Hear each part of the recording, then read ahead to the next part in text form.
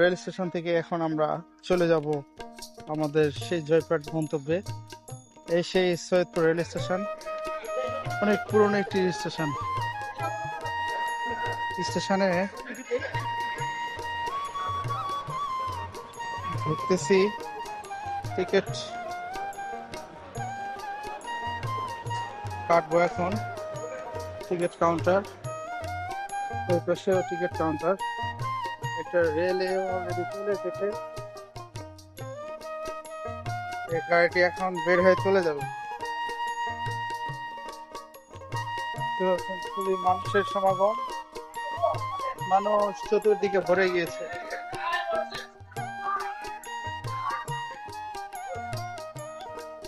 আর সব মানুষ এখন চিলাহাটির উদ্দেশ্যে চলে যাবে তারা।